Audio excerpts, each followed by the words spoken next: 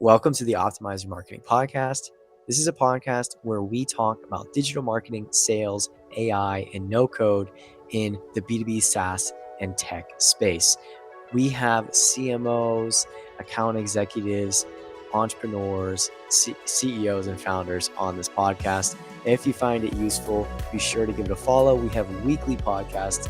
We bring these experts on, interview them for 30 minutes, and then we share the insights and clips on our social media. We'd love for you to follow us, and I hope you enjoy the podcast. Thanks.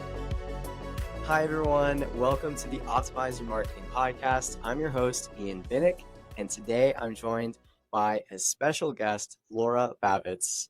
Laura holds an MBA in marketing, and she is the marketing director at a company called Idera, which is a very large software company. She has some really cool insights to share today, and I'm so excited to ask her about them. So, Laura, thanks for being on today. How are you doing? Great. Thank you for having me. It's a pleasure. The pleasure is all ours. I'm really excited to just dive into some of these questions. So before we dive in and we get started, I wanted to address the listeners so they know what to expect. So for our listeners, we're going to be talking about Laura's experience at Idera, especially as a marketing director. There's a lot of things on her plate. So how does she prioritize things and what is her biggest responsibilities right now? We're also going to be talking about some of the success stories that she may have, especially in the demand gen space and other priorities that she's been working on. We're going to talk through AI and where we think it is going to affect marketing directors in the position as a marketing director. And then finally break into my favorite two questions that we ask every single one of our guests, which is, what do you think is the most overhyped and underrated marketing strategy in 2024? So those are the questions. In 30 minutes, we'll get through them. So Laura, are you ready to get started? Sure. Let's go for it. Awesome. All right, Laura. So as we mentioned, as a director, marketing director for a large SaaS company, there's a lot of things on your plate. What do you think is your biggest priority right now? Really understanding your marketplace, like really understanding that deep customer understanding, especially when you're in a niche market.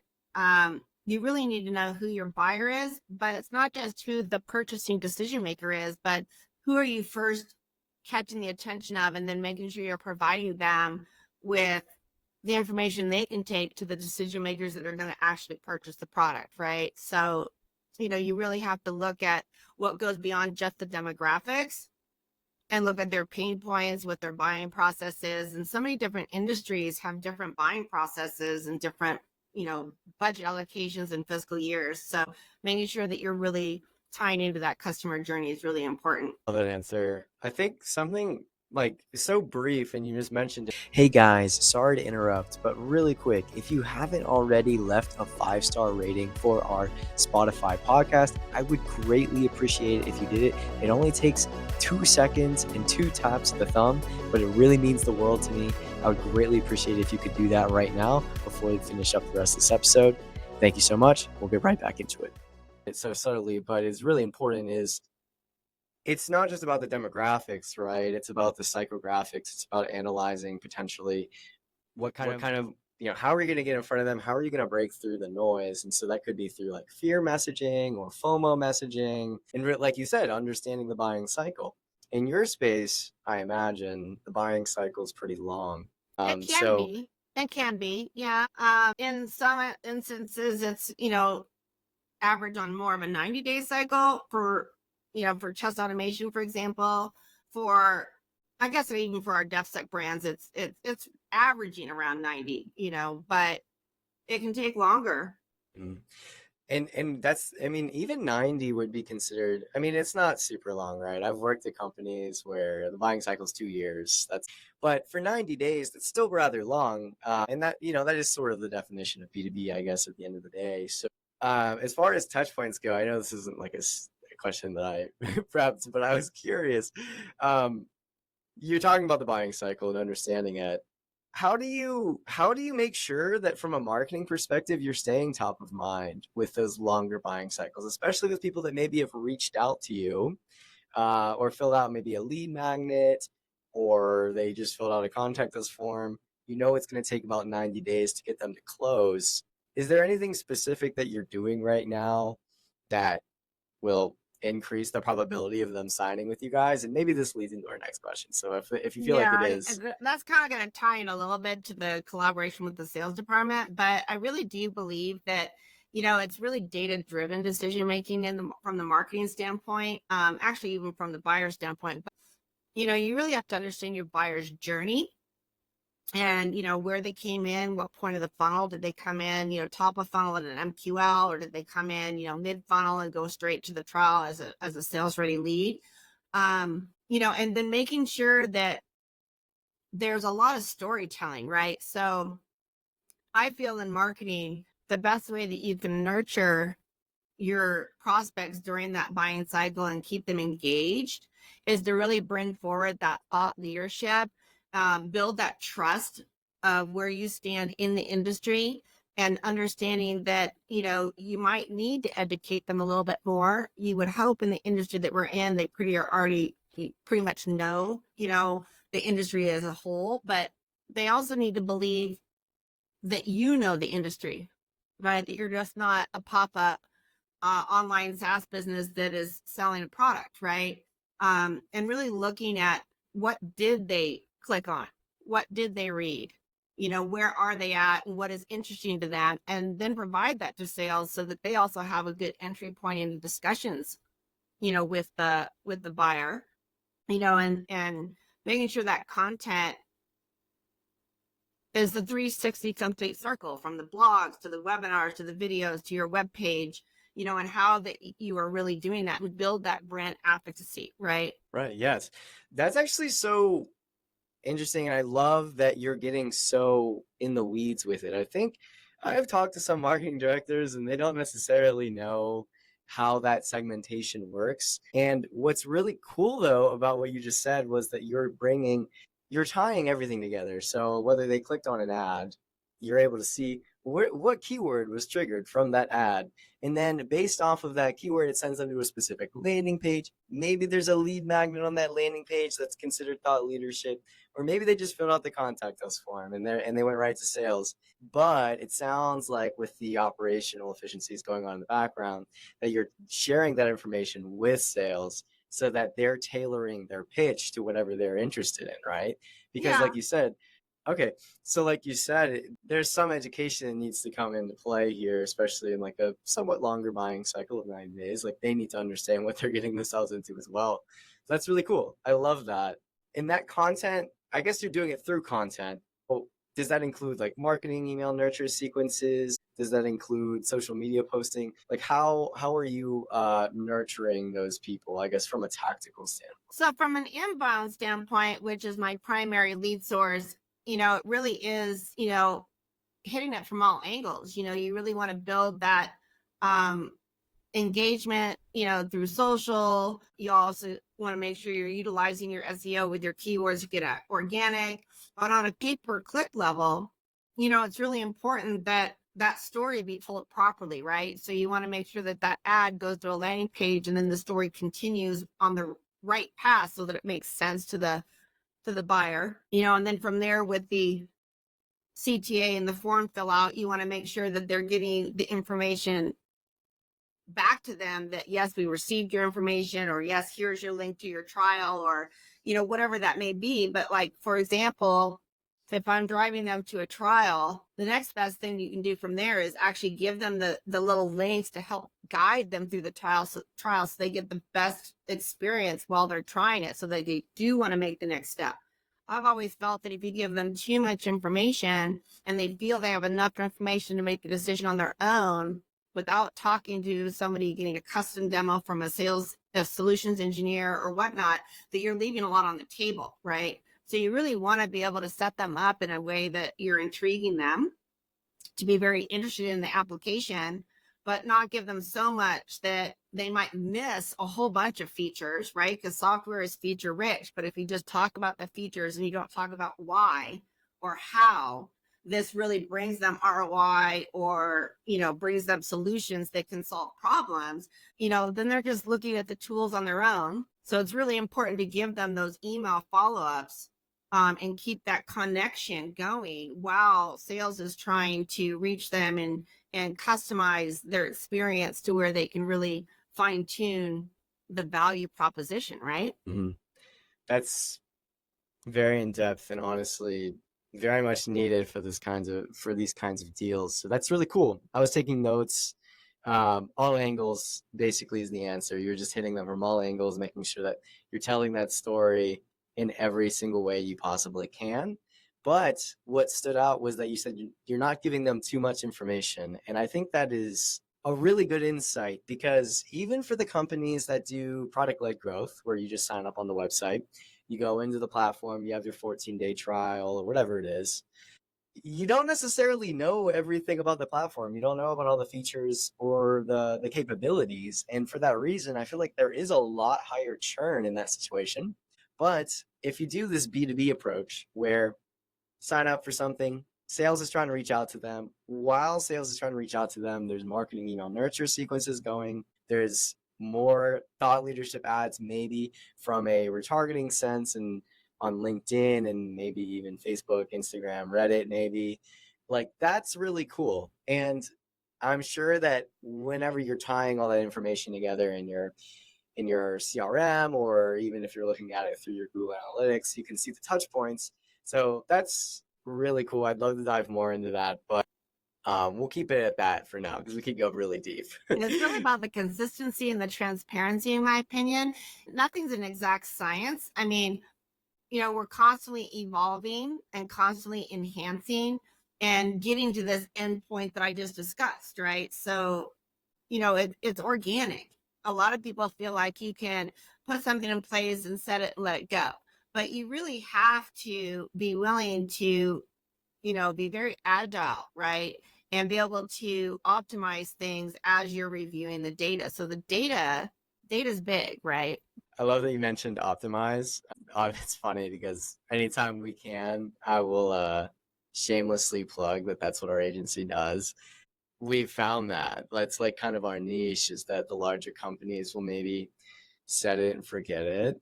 And the thing is you just can't do that. I mean, your competitors are always changing. So keeping an eye on the competitive landscape and seeing what they're doing and what they're saying and when they're advertising, where they're advertising, that's really important. But also from like an organic standpoint, like you said, is you're going to be posting content, right? And some of that content is going to do better than others. And the best way you can hedge your bets against your ad campaign doing well or not doing well is choosing the organic content that already performed well and then amplifying it with some paid ads dollars across platforms where your ICP is.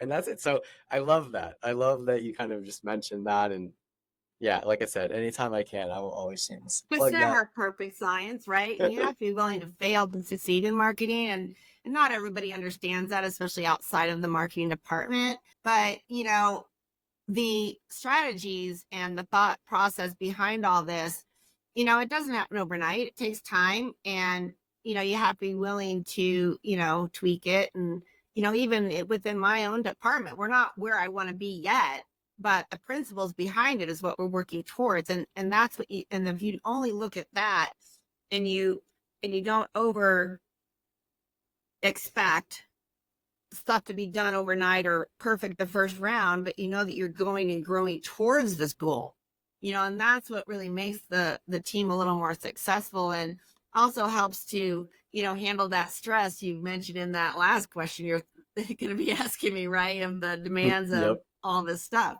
Yep. We'll get to that in a second. But okay, great. Laura, we kind of talked about marketing sales alignment. So I want to get into, before we head into like the whole AI discussion, I want to quickly just touch upon examples of success that you maybe have seen from like a demand gen campaign standpoint, or from any other standpoint from your role, if you'd like to highlight any of that you've seen while you're at your time at Idera. Yeah, I think one of the things that, we didn't actually go deep into the sales question specifically, but before we jump into the demand, one of the things that's really important, and I've always had this thought process in my brain regarding the sales marketing, because in so many circumstances, so many companies, there is that, that rub, right? And I think if people can take the approach It's just like if you hire an outside agency, the company is the client. Well, with an internal marketing department, I look at sales as the client to me being the agency, right? And I think if you take that approach, because everybody has the same common end goal, which is grow revenue, right? And I think that if you can think of them as your client, that I think that you then have a better working relationship and meeting regularly. And one of the things that I like to focus on with sales, one, understanding how many leads to get, how many calls to get, how many opportunities, right? Or how many appointments to get opportunities. So your basic 10, 5, 2, 1. Knowing that really helps. Sometimes getting to that number is difficult, but if you can work through the steps to get there, I think that really helps the marketing and sales work together. And then I also think really understanding the objections. If it's a common objection that sales is running up against during their sales process, find a way to do that storytelling to help soften that objection or meet that objection before they even get into sales. So those are two key things that I think are really important to having that cohesive relationship between sales and marketing, and let them know, look, I have my own department and I have my own strategy, but you are my client and I want to make sure that I'm building that strategy, not just for the company or for marketing, but to help grow that revenue, right? That's a really interesting take. I've never heard it stated that way, but to me, as an agency owner, it makes perfect sense. Treating sales as like maybe they were a client. That's so cool. And I wanted to just like highlight one thing that you said there, which was you're not afraid to have that conversation with them about, okay, if we need to hit X revenue goal, how many Y leads do we need? Because if we take those qualification rates from the top and bring them all the way down, it's really just data and science at that point. And so you can tell pretty early on if your strategy is going to work or if you're falling behind. And How many times, Ian, have you heard sales say, I'm getting too many junk leads, or I need more leads, or my quality leads aren't good? And you're like, well, what does that mean? Can you give me examples? And they can't, and they won't. And even if you've increased the leads by 50%, you've increased the quality by 30%, they're still going to go find about the two leads that they had to disqualify. And two leads is not enough to make a radical change in your marketing. But Mhm. when you think about them as a client and you understand where they're coming from a company perspective or revenue perspective, and the individual salespeople, what do they care about? They care about their commission. So they're going to be focused on that. They don't want big changes. They don't want extra work. They just want to grow their commission. So if you have that mindset of where their mindsets, it makes it a little easier to understand, right? Exactly. And kind of like what you mentioned was those weekly calls or maybe bi-weekly, whatever it is, right? You're having those syncs and you're understanding those objections because that's probably the best way to overcome that problem. If they're saying they're junk leads, well, what is actually happening on those calls, right? Like, and I would say nowadays it's probably easier than ever to understand because you have softwares like Gong and you have the AI recording softwares that you can basically just watch the video and it could even probably pull out the objections for you. You don't even need to watch the video anymore. So it's just making that communication between marketing and sales a little bit easier. So Well, that's and really when cool. and when they do talk about the prospect and needing higher quality, it's subjective per each individual salesperson. I like to look at website website traffic, how many people actually filled out a form, hit submit, and then how many of those turned into opportunities. And you look at that percentage. If that data statistic is growing, then your quality is increasing, and you can base it more on the actual fact of the data instead of the subjective um, conversation from one person to another, because one person might like a lead that another person didn't, right? Exactly. That's so, and that very like tactical piece of advice, I think we'll definitely clip that because I think so many organizations just need to know that. And it's just sort of a North Star that every marketing director or VP of marketing needs to understand is as long as your opportunities are increasing at a percentage rate, then it's not the sales view. It really just comes down to subjective preferences from the sales. So I love that. I love It that does. insight. And this is like the ideal situation. It doesn't mean that it's perfect. It doesn't mean you have ebbs and flows, right? Of how well sales and marketing is doing together, or, it doesn't mean you don't have to course correct, or it doesn't mean you don't have to give more, or they don't have to give more. It's just that if you try to follow that philosophy, I think that your relationship between the two departments improves. I love that. I think we've hit it now. We've hit the marketing and sales alignment now. So I would love to get into that, those success stories, or maybe just one example of a campaign that you've run and that you've seen like pretty good results from. Yeah. So just for, non-disclosure purposes, I don't want to go into too much specifics on specific things, but what I can say to success stories on the lead gen campaigns is making sure, so many people want to like, oh my gosh, let's do this today, and you really want to put your thought into it. You really want to build out that entire storyline. And I think where we have the most success in our lead gen or on demand type campaigns is when we really do think of it from start to finish, right? And that's where the success comes in.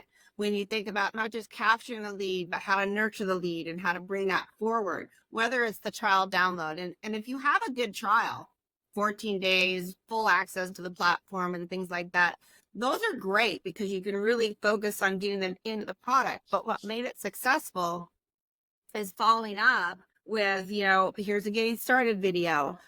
Once you've gotten logged in and you started, here's some sample scenarios that you can try if you don't have one already preset that you want to do for your own situation, and walk them through these things, giving them the video walkthroughs, the tutorials, the how-tos, but then also remembering that you want to keep reminding that in that story that we can give you a customized, live presentation and figure out, what it is that we can do with our software that can highly benefit you, right? It's really about bringing to them, how are we going to reduce tester stress? How are we going to bring product to market faster? How are we going to increase your ROI?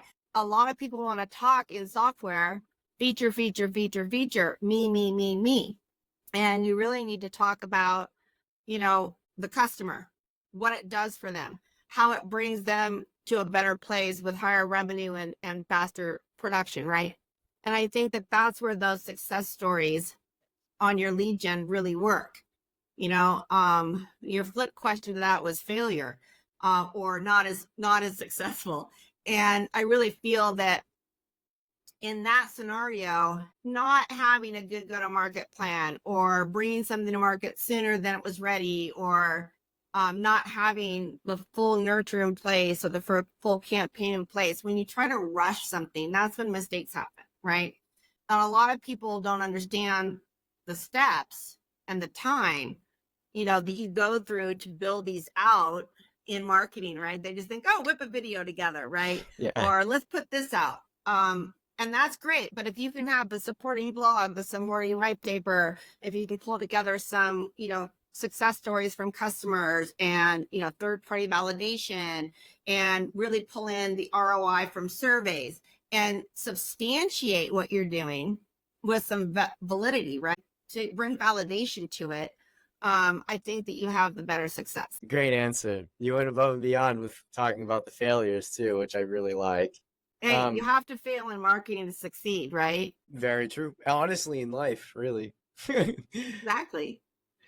Laura, one thing that I wanted to comment on was you like kind of, and you probably meant this too, but we have this whole thing in our agency where we say the difference between demand capture and demand gen.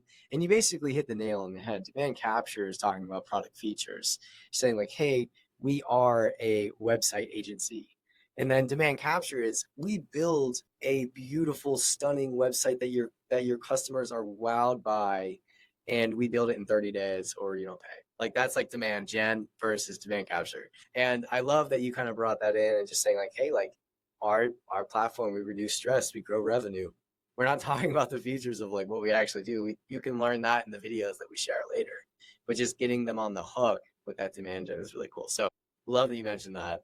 I think that's the perfect way of looking at it, especially from a storyline standpoint. Cool. All right, so Laura, let's get into the AI question. What are your thoughts on AI? How do you think it's going to impact the marketing industry as a whole, especially as your role as a marketing director and being a leader of a team?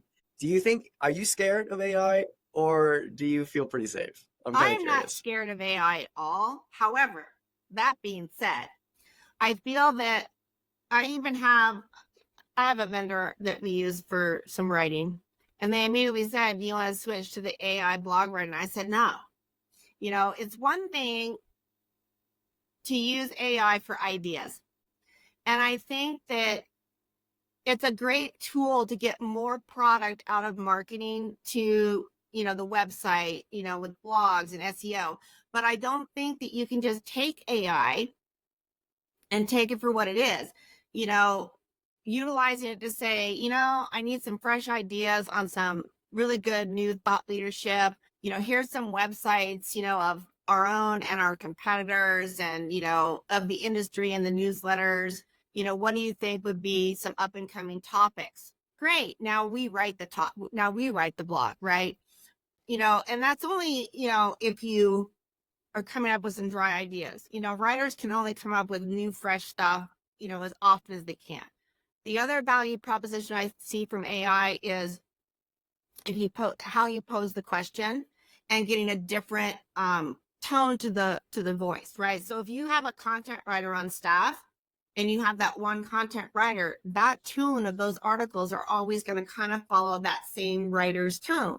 So I think that AI can bring in some variation to that. And the reason why AI doesn't scare me is because you have to have a human to generate the AI content, and you have to learn how to pose the questions to actually get quality content, whether you're going to use it raw or edit it or get ideas from it, right? And you can pose that question 6 different ways and get 6 different pieces from AI, right?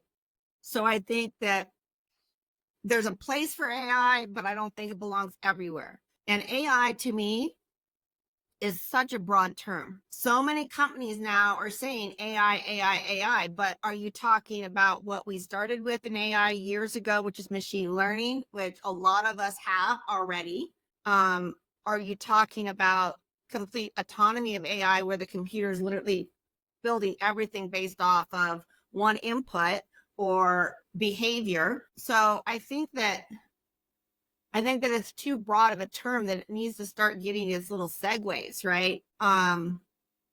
Machine learning to me is a far more exciting piece of AI, which we have had for a while, because in marketing, I really feel that behavior is what you really base a lot of your information on. And whether it's the buyer's journey, the steps they take, how they interact, that plays a big part. And that's where machine learning really excels, in my opinion. I just don't think it fits everywhere, but I don't think it's a bad thing. I don't think it's going to replace people. I have to agree. I think that the way you're basically putting it is that there's AI synergy between humans, or like humans and AI can work together. And I think that is the way forward, and I really hope that that's the way that the industry continues to view it. We actually had a guest on about a month ago now. He was an SEO agency, so they write a lot of content. And really interesting was that he mentioned how they use AI in their agency. They use AI to satisfy the SERP's needs to get it to rank high from a SERP perspective, search engine results page. So essentially, he's making sure that AI is including all the keywords in the blogs. He's using AI to make sure that it is structured appropriately, is scanning the web and the competitors' websites to make sure that they are at least in the ballpark of word count. So great, check mark, like great job, Yeah. AI. We lift off of the tedious, manually doing it, right? Exactly. But what was really cool about his answer too was that was check mark number 1. He has 2 check marks. And what he would do is he would go on a call with the salespeople in the organization and record the call using like Gong or any of the AI tools. And then from that call, getting like a subject matter expert's opinions, he would then take those opinions and write on those opinions like in a human context. So he's satisfying the AI's piece for the SERP, but then he's also getting an opinion, which is what people want to read when they're reading a blog. They don't just want to read some crap that AI wrote. They want to understand how someone actually feels about it. And so when you put those together, he's like, that's how we saw amazing results. And so again, it's just piecing together the AI and the human interaction. I think is key here? Those are two great check marks because it kind of lines in exactly with what I said. You need to have that human touch or the quote from the expert or the person that's actually experienced it. The computer hasn't experienced it. And the person writing the software to control the AI or have the AI generate, whatever data you want by searching Google and the World Wide Web, you don't know what sources they're pulling it from. And so I Exactly. think that AI is a great tool for, kind of picking up that tedious task or coming up to fill a writer's block, open up the mind. But then I do really think that you do need to do some of your own manual writing and research and have some quotes. And I think it's a combination. Love it. Love it. Okay, let's get into my favorite questions. These are the ones we asked all of our guests. So, Laura, the digital marketing industry right now and digital marketing strategy, it's very all over the place, probably more complex than it's ever been, but also easier to approach than it's ever been, maybe. Or maybe I'm wrong. But what I wanted to hear from you is what you think the most overhyped digital strategy or tactic is right now in 2024. Exclusivity deals, micro-targeting obsession. Those are two pieces that I think are pretty overhyped. I definitely think that you can very much specific your target audience, especially when you're in a niche like we are, but you don't want to make it so micro that you're missing out on people, right?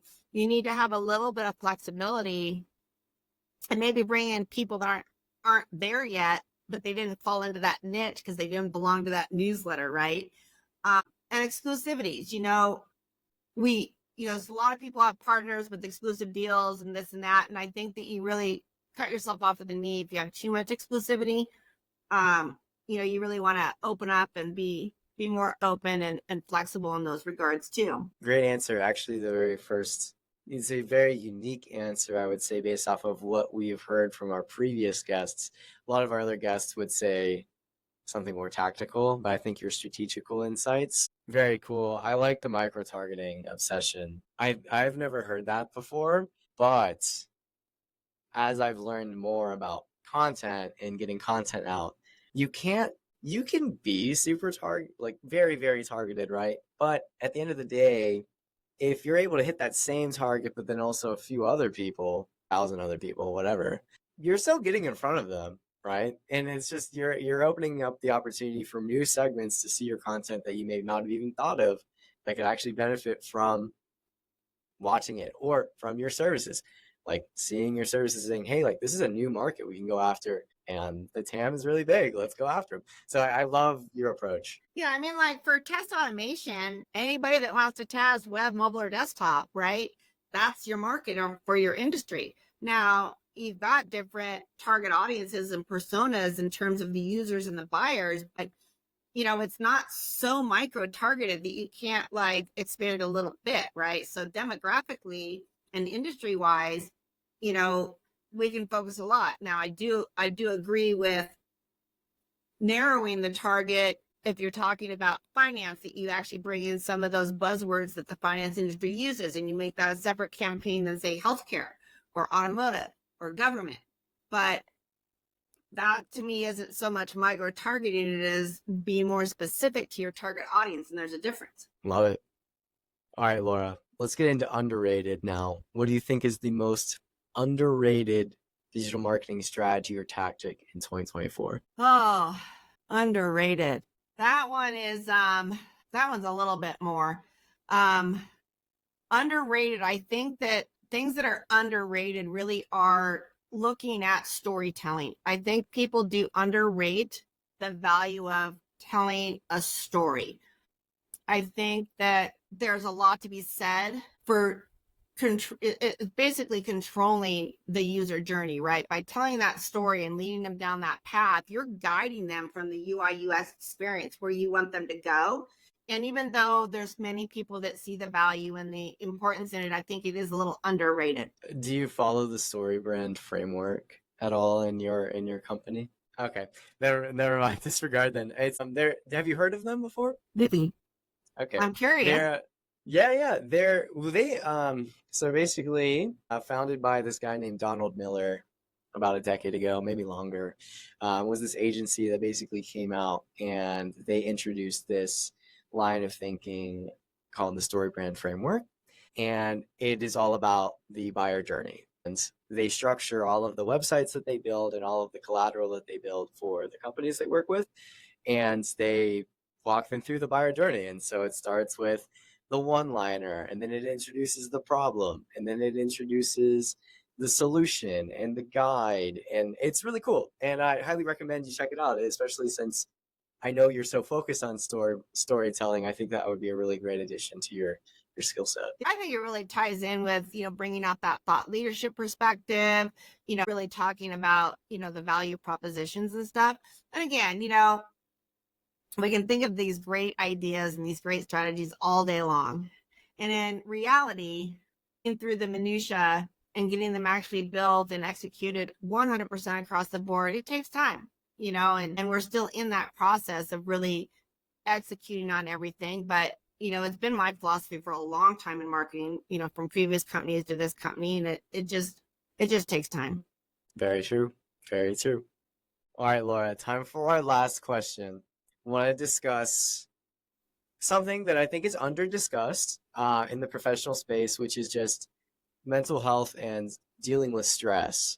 So as a leader of the marketing team, the buck kind of stops with you in a sense. If something goes wrong, yeah, you can blame other people for maybe some things, or you can look at outside sources. But at the end of the day, I mean, you're ultimately responsible. Yeah. So how do you handle stress, Laura? Well, I fully believe that you have to own the mistake. And if it's one of your team members that makes the mistake that you're managing, then you ultimately own it. And I really think that transparency within the team and being able to discuss and learn from those things is the key takeaway, right? And I have no problem saying, yep, sorry, we messed up. As long as we learn from it, right?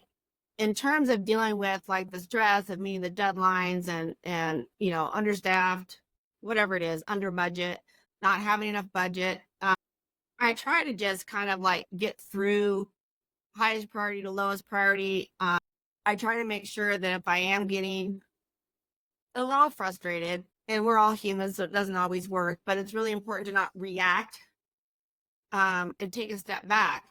And a lot of times I'll just get up and walk outside, because I do have 5 acres with animals outside. And so a lot of times I'll just go up and go brush my horse or take a minute, to just stretch my legs. And animals are unconditional and very supportive just to people in general. So I think that takes that little bit of anxiety that you might have. Animals are great at that. So I utilize that as my stress reliever. Or I get on the tractor, because when you're on the tractor, you can only go so fast. You're just sitting there looking at the beautiful sky, all of a sudden a lot of times when I'm on the tractor, ideas pop into my head, right? I love that. That's so, they say this about people that live near the mountains or people that live near the beach, that they live longer. And I think that has to do with a little bit of stress, right? Like they have less stress. They walk outside and they realize there's something out there that is, it's bigger than the problem that they're facing now. Yeah, when I was in California, I'd go to the beach, even though I had horses in California as well, but they weren't at my house. So, a lot of times in California, when I lived there, I would go to the beach. Just the sound of the ocean, you put your bare feet in the sand, you connect with earth. And here, I've got endless views and amazing, Mother Nature puts on a display every day in my viewpoint of my sky. So, it's kind of cool. I love it. Well, Laura, that is all the questions that I have for you today. Thank you so much.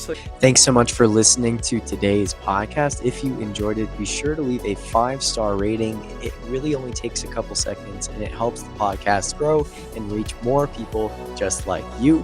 And if you're not already following our YouTube, Spotify, and LinkedIn, where we do weekly live streams, then I highly encourage you to do that. We talk about digital marketing, we talk about AI, we talk about no code, and we even talk about a little bit of entrepreneurship along the way.